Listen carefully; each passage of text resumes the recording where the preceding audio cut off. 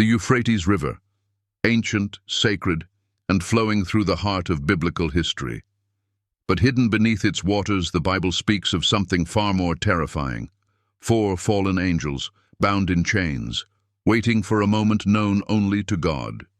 Have you ever wondered, why would God imprison angels? What did they do to deserve such a fate? And what will happen when they are finally released? These aren't just forgotten verses in Revelation. They're part of a divine mystery that spans heaven, earth, and the darkest corners of the spiritual realm. Today, we're going on a journey, not just through scripture, but through time, myth, and the unseen battles between light and darkness. You'll meet Lucifer, the angel who tried to outshine God; Semyazza, the watcher who fell in love with humanity; Azazel, the one who armed mankind with war; and Beelzebub, the lord of the flies whose name still stirs fear. Each of them has a story, each of them a warning. And together, they may hold the key to understanding one of the Bible's most haunting prophecies. Let's begin. Before he became the adversary, before his name struck fear into hearts and echoed in sermons and stories for millennia, he was light. Lucifer. The name means light-bearer. He wasn't just any angel. According to Christian tradition, he was the most beautiful, the most radiant of all the heavenly hosts.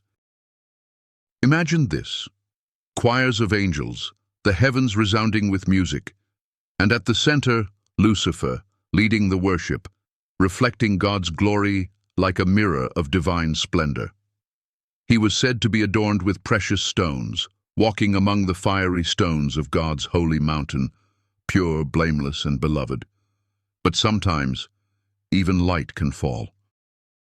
The prophet Isaiah gives us a glimpse into this tragic transformation.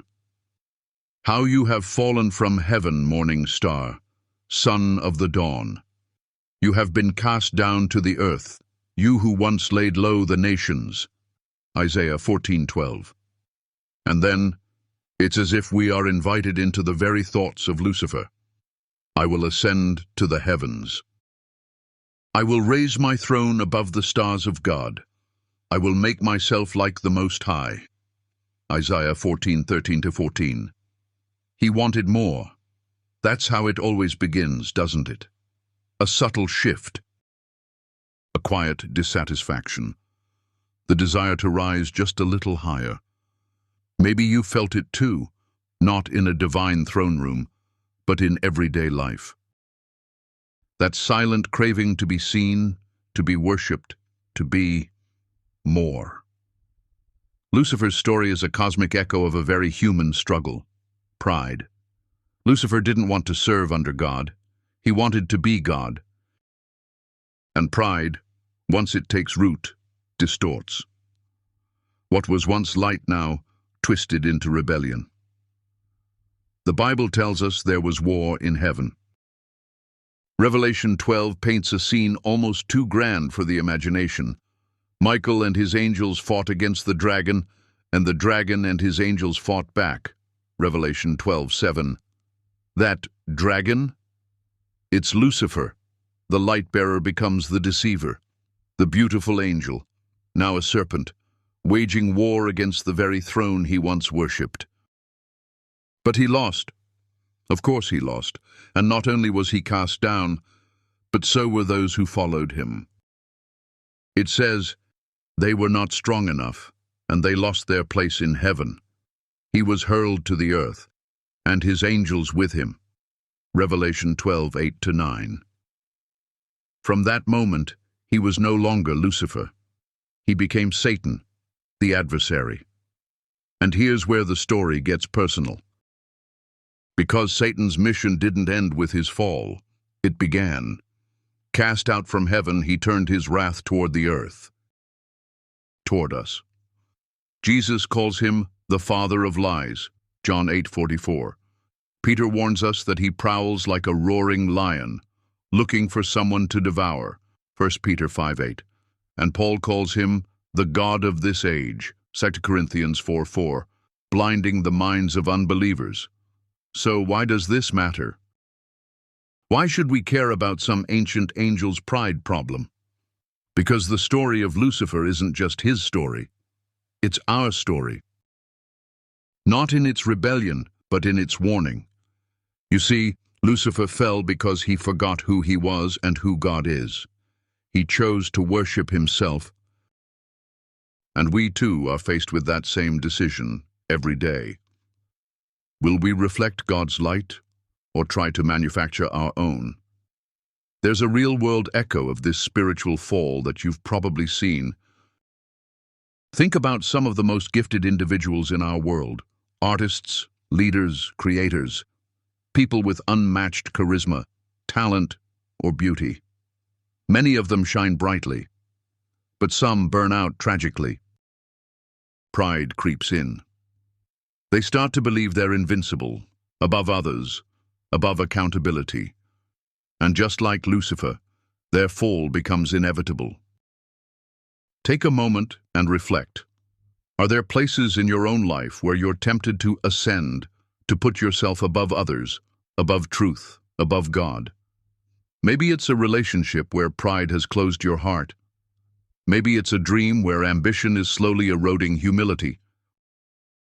Lucifer's story isn't meant to make us afraid, it's meant to keep us aware. But here's the beauty of it all. We still have a choice. Unlike Lucifer, we can return. We can repent. We can choose humility, the kind that Jesus showed when he, though being in very nature God, did not consider equality with God something to be used to his own advantage, but made himself nothing. Philippians 2:6-7. What a contrast. Lucifer sought to rise, Jesus chose to descend. And in doing so, he showed us what true greatness looks like. Lucifer's story teaches us that the greatest fall often comes right after the highest pride. But Jesus shows us that the greatest glory comes from surrender. So what happened to Lucifer after the fall? He became the tempter, the deceiver, the one whispering lies into the hearts of men and women. In the book of Job, he accuses the righteous. In the Gospels, he dares to tempt the Son of God himself. And in Revelation, we see his final end.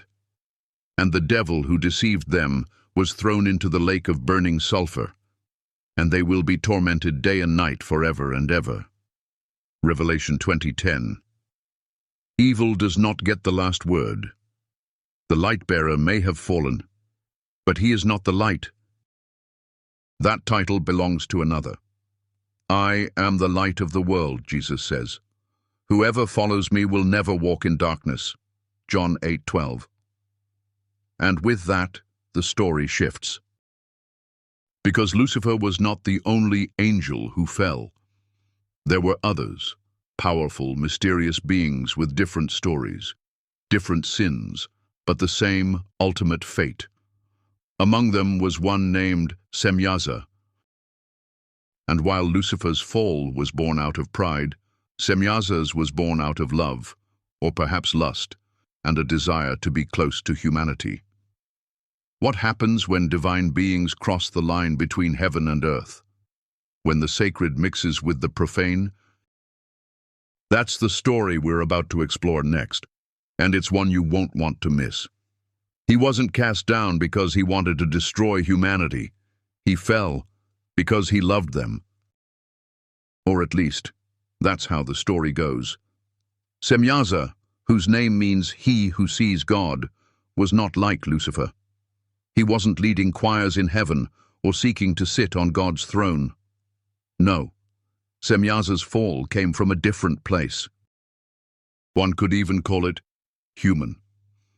According to the ancient book of Enoch, a text respected by early Jews and even quoted in the New Testament by Jude, Semyazza was the leader of a group of angels called the Watchers. Their mission: to descend from heaven and observe mankind, to guide, protect, and teach. They were heaven's sentinels, guardians watching over the early world. But something happened. As the sons and daughters of Adam began to multiply across the earth, the watchers saw something they had never truly experienced before. Beauty. Not the celestial perfection of the stars or the purity of the heavenly realm, but earthly beauty. The kind that pulls at the soul. The kind that awakens desire. The book of Enoch tells us that the watchers, especially Semyazza, saw the daughters of men and were captivated. These weren't just passive observers anymore. They were moved by longing. And Semyazza, being their leader, warned them. "I fear," he said, "that you will not actually go through with this deed, and I alone will suffer the punishment for this great sin." But they swore an oath, a curse-binding pact atop Mount Hermon, and all 200 angels descended together. They took human wives, taught them secrets of the heavens, and together they birthed a race unlike any the earth had seen. The Nephilim, giants, mighty, destructive, hungry. Now imagine this from a biblical perspective. These weren't just big men. They were perversions of divine order, half angel, half human, beings not created by God's will but by rebellion. Creatures of chaos that devoured men, beasts, and each other. The earth, once called good, now cried out under their weight, and the knowledge the watchers gave. It wasn't used to heal or help, it corrupted. They taught mankind how to forge weapons from the earth, how to manipulate plants and roots, how to read the stars not for worship, but for control. They gave secrets too heavy for human hearts to carry. Sorcery, war, lust. The kind of power that destroys from within. It was too much. Genesis only gives us a glimpse. The sons of God saw that the daughters of humans were beautiful, and they married any of them they chose. The Nephilim were on the earth in those days, and also afterward. Genesis 6:2-4. But Enoch fills in the gaps, and suddenly we see the pieces come together. And God, he grieved. In the flood, he didn't just judge mankind, he judged the angels too. The watchers, once majestic and wise, were cast into the abyss, a prison of darkness beneath the earth, where they wait even now for the day of judgment. For Semyazza, the punishment was especially severe. The book of Enoch describes how God sent Michael, Raphael, and Uriel, the archangels of judgment and mercy, to bind him. Not just his body, but his face was covered, never again to see light. And for 70 generations, he would remain chained beneath the earth until the end of time. So what do we do with this story? To many, it sounds like myth. But the themes ring true in every generation. Crossing boundaries. Giving in to forbidden desire. Teaching knowledge without wisdom. The fall of Semyazza is not just about angels. It's about the dangers of playing God. About stepping into roles we were never meant to hold. There's a modern reflection here too. Today we live in an age of limitless knowledge. Artificial intelligence, genetic engineering, deep spiritual exploration, and with every breakthrough comes the same question. Should we? Just because we can unlock the secrets of the universe, does that mean we're ready to handle them? Semyazza thought he was acting out of love, or maybe longing. But even the noblest emotions, when twisted by disobedience, can bring destruction. It's a quiet warning to all of us. Motives matter, but so do boundaries. And yet, even in the midst of judgment, God made a way to preserve life. Noah, the ark, a new beginning. A reset. That's the lesson buried in this dark story. Even when heaven falls to earth, grace can still rise. Semyazza may be forgotten by many today, but his legacy lives on, in whispers, in ruins, and in warnings. His story teaches us that wisdom without obedience leads to ruin, and desire, when left unchecked, can pull down even those who once stood before the throne of God. But this is not the only watcher who fell. Among the 200, there was another, more dangerous, more cunning, more responsible for the very tools of destruction that echo through history. His name was Azazel, and if Semyazza introduced corruption, Azazel armed it. What happens when a fallen angel teaches mankind to kill? That is what we'll uncover next. His name was whispered in fear.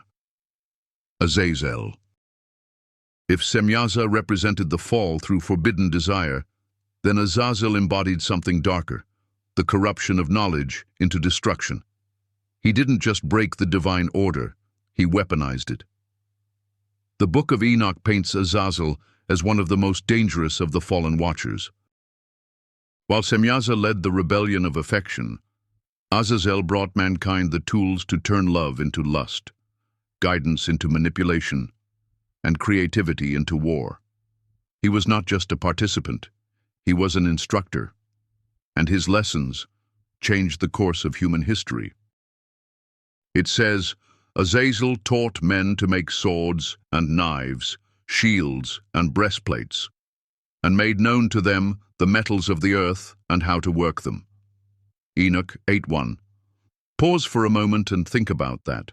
According to this ancient text, the very concept of warfare, armor, weapons, metallurgy, did not evolve naturally but was introduced, not by human progress, but by a being once of heaven, now cast out. Azazel's teachings didn't stop at warfare. He taught cosmetics, jewelry, the beautification of eyelids, and the use of antimony, a kind of ancient makeup. Now, at first glance, these don't sound evil. They might even seem trivial, but they weren't seen that way in ancient times, because behind every lesson he offered was a twist, a lure into vanity, obsession, seduction, and idolatry. In other words, Azazel showed humanity how to mask the soul, how to clothe oneself in appearance, power, and pleasure, and forget the image of God within. His name became synonymous with a world no longer content with simplicity, a world hungry for control. And the consequences? Devastating. The world began to fracture. Violence became normalized. Nations rose against nations, and the beauty that once drew the angels toward humanity became an obsession with self, polished, armored, and weaponized. As the Book of Enoch puts it, there was great impiety. They went astray, and their ways became corrupted. But Azazel's name didn't vanish with Enoch's pages. He appears again, in the Bible itself, in one of the most sacred Jewish rituals, the Day of Atonement, Yom Kippur.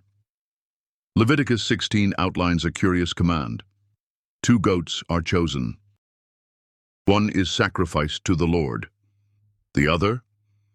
It's called the scapegoat, and it is sent alive into the wilderness to Azazel. What does this mean? Some scholars believe Azazel was a location, a barren desert place representing separation from God. Others believe it referred to a being, a spirit of impurity. And the ritual becomes even more striking when you realize that the high priest would lay all the sins of Israel onto that goat before sending it away. Imagine that moment, a nation's guilt placed upon a trembling creature, banished to a realm of judgment. That is Azazel.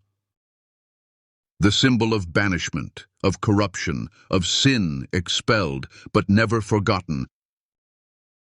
And while many today may read Leviticus with confusion or distance, the imagery is powerful, because it teaches a truth we still live with. What we empower will shape us. Azazel empowered mankind with knowledge not rooted in wisdom, and that knowledge became tools of war, shame, and separation. There's a modern mirror here too. We live in a time of technological marvels. AI, biotechnology, weapon systems, virtual realities. Each breakthrough holds promise, but also peril. And the question that echoes from Azazel's tale is this: are we guiding our tools, or are they guiding us? Like Azazel's teachings, Knowledge can be a double-edged sword. It can uplift or it can destroy. It can heal or it can dominate. And when morality is removed from the equation, when we pursue innovation without restraint, history shows us where that road leads. In a sense, Azazel is still with us. Not as a literal presence, perhaps, but as a spirit of recklessness, of unbound curiosity that chases power without purpose. And yet, even Azazel was not beyond God's reach. According to the book of Enoch, God commanded the archangel Raphael to act, "Bind Azazel hand and foot, and cast him into the darkness, and make an opening in the desert, and cover him with sharp stones, until the day of judgment." Enoch 10:4-6. Once exalted, now buried. Once glorious, now crushed beneath the earth. There's something poetic, even heartbreaking, in Azazel's fate. A being so full of fire, reduced to silence, a teacher of war, now rendered powerless. He's not merely a villain. He's a warning. He reminds us that beauty without humility becomes pride, that power without compassion becomes tyranny, and that knowledge without God becomes a curse. So what can we take from his story? Perhaps this: everything we create reflects something of our soul. Will it point upward, toward the Creator, or will it pull downward, toward the dust? Azazel's fall was not about one moment. It was a series of choices, small permissions, quiet compromises, until suddenly he was no longer a messenger of heaven, but an architect of ruin. And just like with Semyazza and Lucifer, judgment was not the end of the story. Because each of these fallen angels, each of these spiritual rebels, is bound, not erased. They await something, a day, a moment, a release. And this brings us to one of the most mysterious figures of all, the last of the four. A name that haunts both the Old and New Testaments, the one whose presence was linked to plagues, impurity, and demonic power. Beelzebub, the Lord of the Flies. And his story is unlike any other. He was called Lord of the Flies, but that name only scratched the surface. Beelzebub, perhaps the most mysterious and repulsive of the four fallen angels. His story is scattered across scripture, tradition, and folklore, like a shadow slipping between the cracks of history. And unlike Lucifer, Semyazza, or Azazel, whose downfalls were dramatic and clear, Beelzebub's presence has always been lurking, behind plagues, behind idols, behind lies. Some say he was once a high-ranking angel, like the others, possibly even a cherub who stood close to the throne. Others claim he was never truly angelic, but became powerful only after aligning himself with the dark. What we know for sure is this: he was feared. His very name became synonymous with filth, pestilence, decay. The Bible first hints at Beelzebub in the Old Testament, in 2 Kings 1. King Ahaziah of Israel, lying sick and desperate, sends messengers not to the prophet of the Lord, but to consult Baal-zebub, the god of Ekron, a Philistine city. This name, Baal-zebub, translates to Lord of the Flies.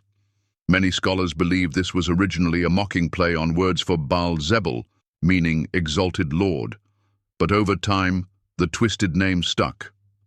Why Lord of the Flies? Because in the ancient world, flies were more than a nuisance. They were seen as harbingers of death, swarming corpses, spreading disease. Beelzebub was believed to dwell where decay ruled. Some thought he had the power to cause or cure epidemics. He was invoked in both fear and superstition. In Jewish tradition, especially around the Second Temple period, Beelzebub evolved into something more, the Prince of Demons. And that's exactly how he's introduced in the New Testament. In Matthew 12, something remarkable happens. Jesus heals a man who is blind and mute, oppressed by a demon. The crowds are amazed. But the Pharisees, unwilling to accept his authority, accuse him of performing miracles by the power of Beelzebub. It is only by Beelzebub, the prince of demons, that this man drives out demons, they say. Jesus' response is piercing and brilliant. If Satan drives out Satan, he is divided against himself.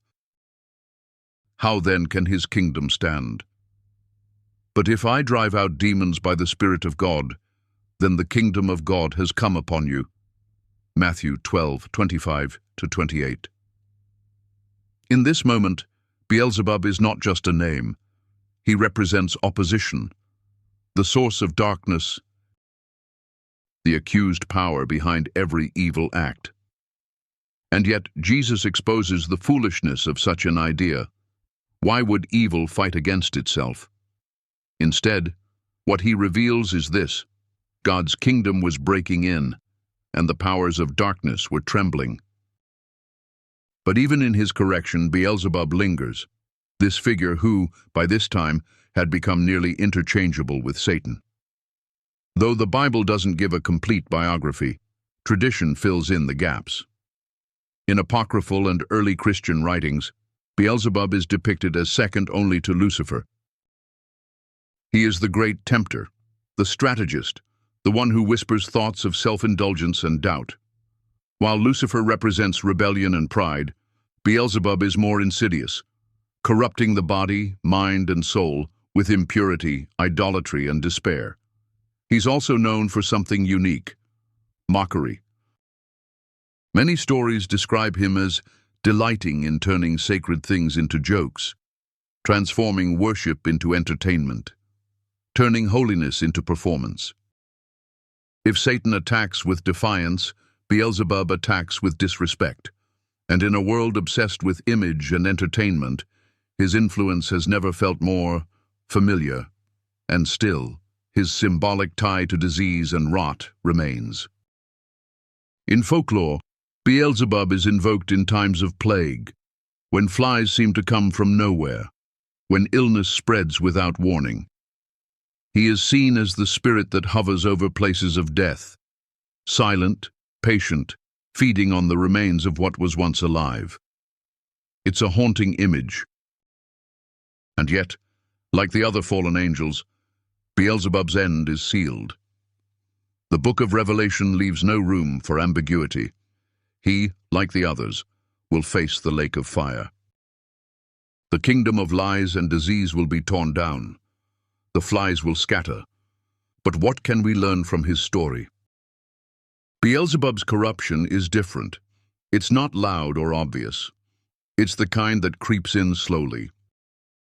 A drifting, a forgetting. He represents the danger of spiritual decay, the kind that begins when we let small things fester, a bitterness left unchecked, a temptation we excuse, a compromise we allow because it's not that bad. He reminds us that not all battles are visible. Some happen in the corners of the heart, in the places where truth is whispered instead of shouted. So how do we fight that kind of darkness? With awareness, with truth, with a heart that chooses to stay soft in a world growing hard. And most of all, with the light of Christ, who drives out not just demons, but despair itself. Beelzebub is the last of the four fallen angels we've explored. Lucifer, the proud; Semyazza, the lustful; Azazel, the corrupter; Beelzebub, the defiler. Each fell in a different way. Each reveals a different crack in the human soul, but none of them win. Because, as the book of Revelation tells us, there comes a day when an angel descends from heaven, holding a great chain in his hand. He seizes the dragon, that ancient serpent, Satan, and throws him into the abyss. The darkness is bound. The light reigns. And yet, there's one question that still remains. What if the four are not just fallen, but waiting? The book of Revelation chapter 9 speaks of four angels bound beneath the river Euphrates. And when released, they bring with them destruction, unlike anything the world has seen. Could these be the same four? Lucifer, Semyazza, Azazel. Beelzebub, chained, waiting, ready? And if so, what happens when the river runs dry? That's the mystery we'll unlock in the next chapter. The book of Revelation doesn't always speak plainly. Its visions are shrouded in symbols, its meanings layered like the pages of time itself. But one passage stands out, stark, chilling, and impossible to ignore. Release the four angels who are bound at the great river Euphrates. Revelation 9:14. It's a single line, but behind it lies a storm. Who are these four angels? Why are they bound? And perhaps most importantly, why is their release prophesied? Some believe this is simply metaphor, representing judgment, nations, or natural forces. Others, though, take it literally. They point back to the stories we've just explored. Four angels. Four falls. Four names. Lucifer, Semyazza, Azazel, Beelzebub. Different sins, different punishments. Yet all aligned in one destiny, to be cast down, to be bound, and to await a time appointed by God. But let's pause and go deeper. The river Euphrates is no ordinary place. It's one of the four rivers of Eden, Genesis 2:14. It flows through the cradle of civilization, Babylon, Assyria, Persia. In Scripture, it marks boundaries of promised land, the rise and fall of empires, and in the end, it becomes a stage for apocalypse. The idea of angels being bound, chained in darkness, sealed beneath the earth, is not foreign to Scripture. Peter writes of angels who sinned, saying, God did not spare them, but cast them into hell, putting them in chains of darkness to be held for judgment. 2 Peter 2:4. And Jude echoes the same. And the angels who did not stay within their own domain, he has kept in eternal chains under darkness until the judgment of the great day. Jude 1:6. So now, when Revelation 9 speaks of four specific angels, kept not just in darkness, but at a specific geographic location, it raises the stakes. This isn't myth. This isn't metaphor. This is something waiting. And here's the most unsettling part. The river Euphrates is drying up. In recent years, satellite images, news reports, and on-the-ground footage show the once mighty river shrinking, exposing ancient ruins, forgotten structures, even whispered tombs. In some parts of the Middle East, people are asking out loud, is this a sign? Is the drying river part of prophecy? Is the earth preparing for the release of those who have been sealed away for millennia? Let's consider what Revelation says happens when they are released. The four angels who had been kept ready for this very hour and day and month and year were released to kill a third of mankind. Revelation 9:15. That's not just judgment. That's a cosmic reckoning. It suggests they aren't merely fallen. They are weapons of destruction, held back by divine restraint, timed for a precise moment in history. Their release unleashes a cavalry of terror, described in symbolic horror, horses with heads like lions, fire and smoke pouring from their mouths, and tails like serpents. It sounds fantastical. Apocalyptic. But that's exactly what Revelation is meant to be. A revelation, a pulling back of the veil.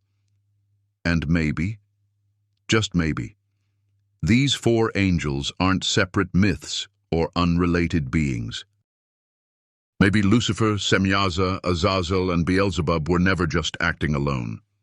Maybe their stories are chapters in a larger narrative, a grand rebellion, a sealed punishment, and a coming release. So what are we to do with this? Should we fear? Should we panic? No. Because while Revelation warns of judgment, it also promises hope. Even in the darkest moments, the throne of heaven is not shaken. God is not surprised. The angels are not released by accident. They are released by command.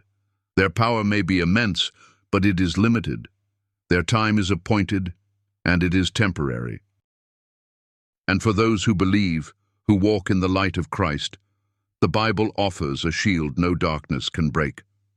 Psalm 91 says, "You will not fear the terror of night, nor the pestilence that stalks in the darkness. 1,000 may fall at your side, 10,000 at your right hand, but it will not come near you." Psalm 91, 5, 7. That is the heart of our faith. Not that we escape the storm, but that we walk through it, hand in hand with the one who commands the winds. The story of the 4 fallen angels, chained beneath the Euphrates, is not just a tale of wrath. It's a reminder that evil has an end, that judgment has a boundary, and that God's justice is not chaos, it's precision. Their crimes were grave: pride, rebellion, corruption, defilement. Their punishment was severe: chains, darkness, separation. But their end, certain. And if Revelation 9 shows us their release, Revelation 20 shows us their doom. And the devil who deceived them was thrown into the lake of fire, and they will be tormented day and night, forever and ever. That's the end of the story. But the question remains: if these 4 are to be released, if the river dries, the chains are broken, and the appointed time comes, where will we be standing? Because the battle isn't just cosmic. It's personal. Each of us faces the same temptations they did: pride, lust, power, apathy. And each of us must choose to follow the light or fall with the dark. Their story is a warning, but yours can still be redemption. And if you've come this far, if your heart is stirred, then maybe this isn't the end for you. Maybe it's the beginning. So stay curious, stay awake. And most of all, stay close to the light, because the Euphrates is drying. And the chains beneath it may not hold forever. What if the chains have already been loosened? We read the ancient words in Revelation like distant thunder, warning of a future yet to come. But for those with eyes to see and hearts attuned to the times, a haunting possibility rises. Perhaps that future is already unfolding around us. In recent years, reports of strange phenomena near the Euphrates have captivated millions. Videos claiming to capture unearthly sounds rising from the exposed riverbed. Groaning, wailing, like voices echoing from beneath stone. Ancient tunnels unearthed by drought. Military tensions escalating across the lands the river once nourished. Famine, plague, war. It all begins to feel less like coincidence and more like prophecy breathing. Could it be that the 4 fallen angels, those once chained beneath the Euphrates, are stirring? Let's imagine for a moment that this is not symbolism, not allegory, but real. What would their release look like in our modern world? Would they appear with wings and thunder? Or would their influence seep into systems? Governments collapsing, violence rising, confusion reigning. Would they whisper through ideologies, spread through fear, fuel the division we see every day on our screens? Maybe we've been watching their release in real time without even knowing it. Revelation 9:15 says the 4 angels had been prepared for the hour and day and month and year, their mission exact, their timing divine. They are released not by accident or mistake, but by design, and when they are, the world changes. 1/3 of mankind perishes. A spiritual battle bursts into full manifestation. But here's the key: they are still angels, created beings, once glorious, now fallen. Their power is great, but it is not ultimate. They are not gods, they are not sovereign, and even in their moment of terror, God is still on the throne. This is what we must remember as we face a world that feels increasingly unstable. Whether the chains beneath Euphrates have broken or not, the call remains the same. Be watchful. Be ready. Stand in the light. Because Revelation doesn't end with the triumph of darkness. It ends with a new heaven and a new earth. It ends with victory. It ends with Jesus. So how should we live in the shadow of such prophecy? Not in fear, but in faith. Not in retreat, but in righteousness. Not with eyes on the abyss, but with hearts set on the kingdom. If the 4 fallen angels have indeed been released or are about to be, our mission becomes clearer than ever: to shine, to speak truth, to stand for love when the world offers hate, to pray boldly, to live awake. Because we were not created to run from the darkness. We were born to overcome it. And now that you know the story, the truth behind the chains, the rebellion, the judgment, and the prophecy, the question is no longer about them. The question is about you. When the angels rise, where will you stand? If this story moved you, challenged you, or opened your eyes, share it. Let others awaken to the mystery. And if you want to go even deeper into ancient truths, forbidden texts, and the spiritual battles shaping our world, subscribe now. Because the next story may be even more revealing than this one.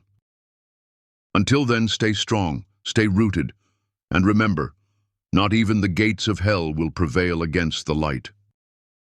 The end of the story isn't written by darkness. It's written by the one who holds the keys.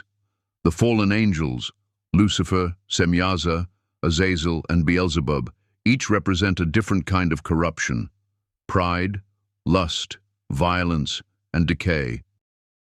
Each of their stories is a cautionary tale etched into spiritual history. They were beings of light who chose rebellion, knowledge without obedience, power without love, and they paid the price. But here's what's often missed. They are not the center of the story. God is. Even in Revelation, even as plagues fall, trumpets sound, and the earth trembles under the weight of judgment, there's a deeper thread running beneath the chaos. God is still in control. Then I saw an angel coming down from heaven, holding the key to the abyss and a great chain in his hand. He seized the dragon, that ancient serpent, who is the devil and Satan, and bound him for 1,000 years. Revelation 21:2. The very beings that once terrified humanity, the rebellious angels, the destroyers of peace, are not outside of God's plan. They are subject to it. And in the end, they face their final justice. The lake of fire isn't a myth. It's a destiny. And the devil, the beast, the false prophet, along with every force of darkness, will be thrown into it, not to rule, not to thrive, but to be silenced forever. This is the triumph of God. This is the hope that threads through every warning and every prophecy. Because while the world may tremble at the Euphrates, and while ancient chains may shake in their sockets, we, those who walk in faith, have nothing to fear. We serve the God who sets captives free, who speaks and stars appear, who judges with justice and loves without end. In the final pages of Revelation, after all the terror and wrath, comes this: Then I saw a new heaven and a new earth. He will wipe every tear from their eyes. There will be no more death or mourning or crying or pain, for the old order of things has passed away. Revelation 21:1-4. That's the real ending. Not chains, not judgment, but redemption. A restored creation, a return to Eden, but this time forever. And maybe that's the greatest lesson of all. Yes, fallen angels exist. Yes, the spiritual war is real, but you were never meant to fight it alone. You were called to walk in the light, to put on the armor of God, to stand when others fall, to believe when others fear, to remember that the one who is in you is greater than the one who is in the world. So what do you do now? You live like someone who knows the ending. You speak truth. You love radically. You pray like fire. And you keep your eyes, not on the chains beneath the Euphrates, but on the King who is coming soon, because in the end, the light wins. And that's a story worth telling, every single time.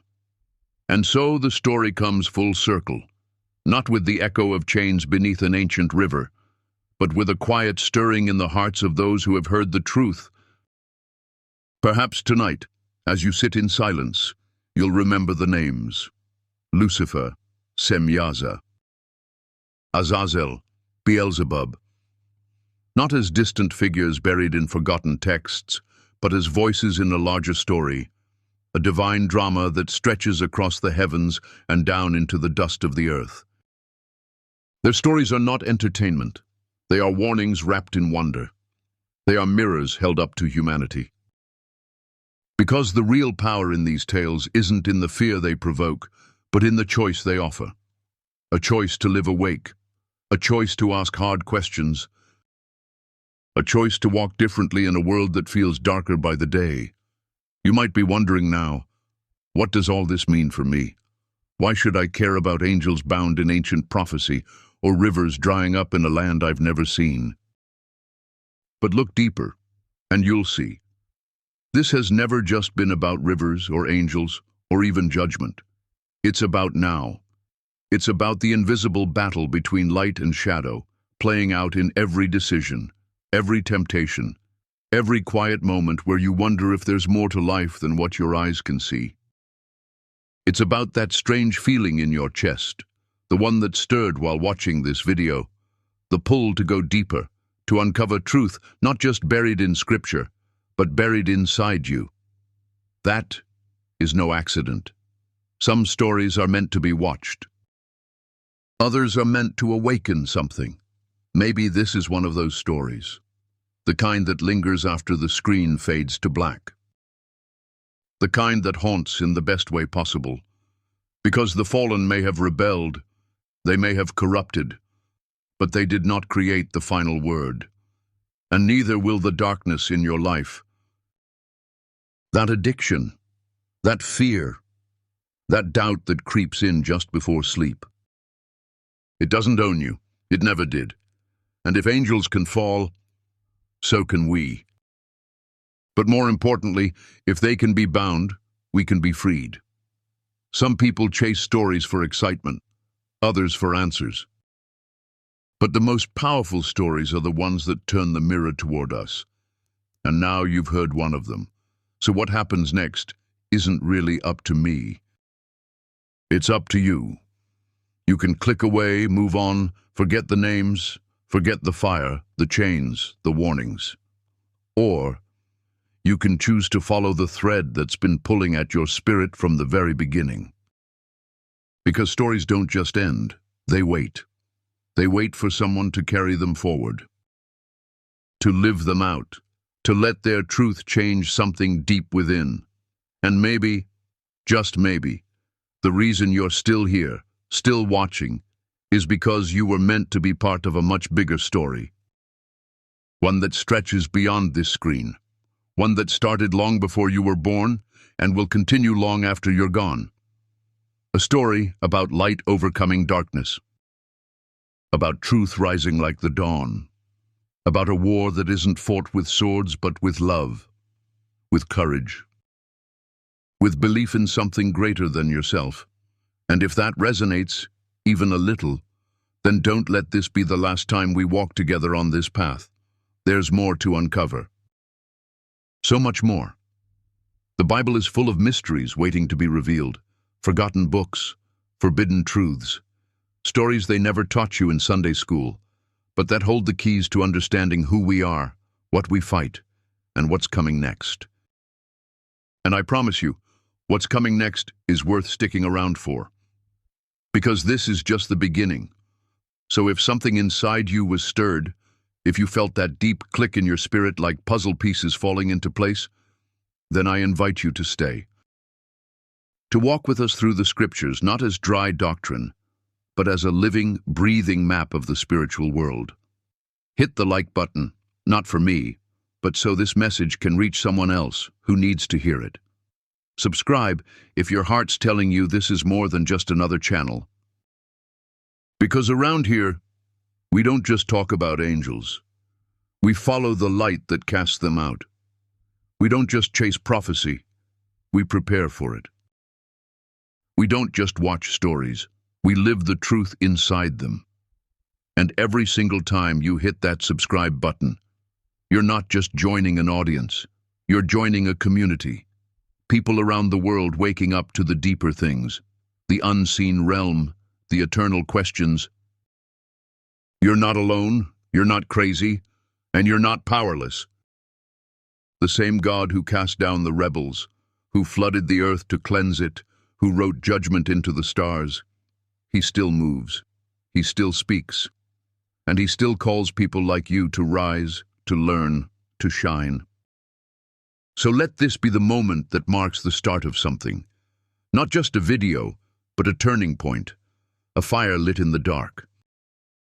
A quiet yes whispered in your spirit, because the river is drying, the chains may be loosening, and the time is now. Until next time, keep your eyes open, keep your heart soft. Keep your soul anchored in the truth that even the greatest darkness must one day answer to the light. And I'll see you again when the next veil is lifted.